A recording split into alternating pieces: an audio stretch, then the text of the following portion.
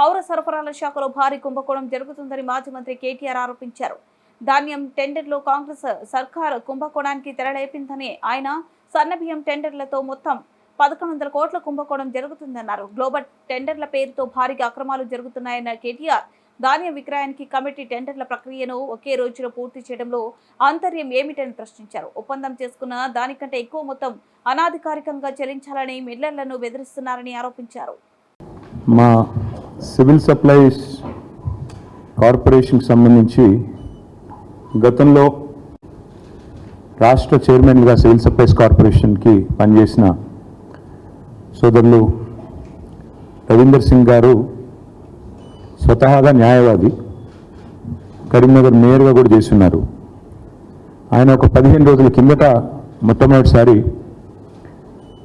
కాంగ్రెస్ ప్రభుత్వం వచ్చిన తర్వాత బియ్యం కొనుగోలులో, అదేవిధంగా ఈ రైతన్నల ధాన్యం ఏదైతే మరి ప్రభుత్వం FCI కోసం కొనుగోలు చేస్తుందో, ఈ సన్న బియ్యం విషయంలో, అదేవిధంగా ఈ ధాన్యం విషయంలో ఒక పెద్ద కుంభకోణం జరిగింది అంటూ 15 రోజుల కిందటనే కరీంనగర్లో మొదటిసారి తాను నిర్దిష్టమైన ఆరోపణ చేయడం జరిగింది.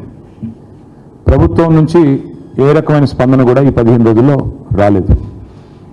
తదనంతరం ఒక వారం రోజుల కిందట మాజీ శాసనసభ్యులు, మాజీ సివిల్ సప్లైస్ కార్పొరేషన్ అధ్యక్షులు సోదరులు పెద్ది సుదర్శన్ రెడ్డి గారు కూడా ఈ ఆరోపణలను ఆధారాలతో నిర్దిష్టంగా మళ్ళీ తిరిగి వారం రోజుల కిందట వారు కూడా మరొక పత్రికా సమావేశాన్ని నిర్వహించడం జరిగింది. ప్రభుత్వం ఇప్పటి వరకు, ముఖ్యంగా ప్రభుత్వంలో ఉండే బాధ్యులు, గౌరవ మంత్రి ఉత్తమ్ కుమార్ రెడ్డి కానీ లేదా ముఖ్యమంత్రి రేవంత్ రెడ్డి కానీ ఈ రోజు వరకు ఈ కుంభకోణం మీద కనీసం పెదవి విప్పడం లేదు. కనీసం ఒక మాట మాట్లాడడానికి కూడా ఇష్టపడడం లేదు. ఒక్క ప్రశ్నకు కూడా ఇంతవరకు సమాధానం చెప్పలేదు. ఇవాళ బీఆర్ఎస్ పార్టీ తరఫున మేము నిర్దిష్టమైన ఆధారాలతో సహా ఇవన్నీ కూడా మీ ముందు బయట పెడతా ఉన్నాము. మేము కొన్ని డిమాండ్లు కూడా చేయబోతా ఉన్నాము. మేము మొదటి నుంచి చెప్తా వచ్చింది ఒకటే, కాంగ్రెస్ అంటేనే మరి బీఆర్ఎస్ అంటే స్కీములు, కాంగ్రెస్ అంటే స్కాములు. నిజానికి కాంగ్రెస్ అంటేనే స్కామ్ గ్రేస్ అని పిలుస్తారు. కుంభకోణాల కుంభమేళ జరుగుతుంది తెలంగాణలో ఈ కాంగ్రెస్ వస్తే అనే మాట మేము ఎన్నికల ముందు 6 నెలల ముందే చెప్పడం జరిగింది. ఇవాళ కాంగ్రెస్ పార్టీ పెద్దలు ముఖ్యంగా ఈ రాష్ట్రంలో ఒకటే ఫిలాసఫీ పెట్టుకున్నారు, గల్లీ మే లూటో ఢిల్లీ మే బాంటో.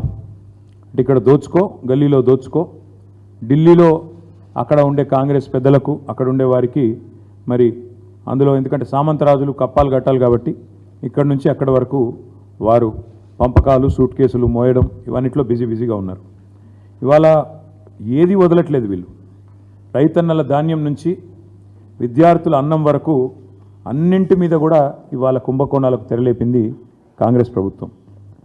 ఈ 2 కుంభకోణాలు కలిపి నేను మొత్తం వివరంగా చెప్తాను. ఇటు రైతులేమో పడిగాపులు పడుతుంటే రోడ్ల మీద ఇంకా ధాన్యం కొనుగోలు పూర్తిగాక అకాల వర్షాలతో సతమతమయ్యి కొనుగోలు కేంద్రాలలో రైతులు కన్నీళ్లు పెట్టుకుంటే, మరొకవైపు ప్రభుత్వం మాత్రం ధాన్యం కొనుగోలు మీద దృష్టి పెట్టకుండా వాళ్ళు చాలా బిజీగా ఈ ధాన్యం కుంభకోణం మీద దృష్టి పెట్టి మరి స్వయంగా ముఖ్యమంత్రి గారి పేషీ నుంచి పౌర సరఫరాల శాఖ డిపార్ట్మెంట్ నుంచే ఈ కుంభకోణం జరిగిందనేది మాకు వస్తున్న ఇన్ఫర్మేషన్. ప్రభుత్వ ఖజానాకు గండి కొట్టడం, కొంతమంది కాంట్రాక్టర్లకు దోచిపెట్టడం, వాళ్ళు వీళ్ళు కలిసి చీకటి దందా చేసి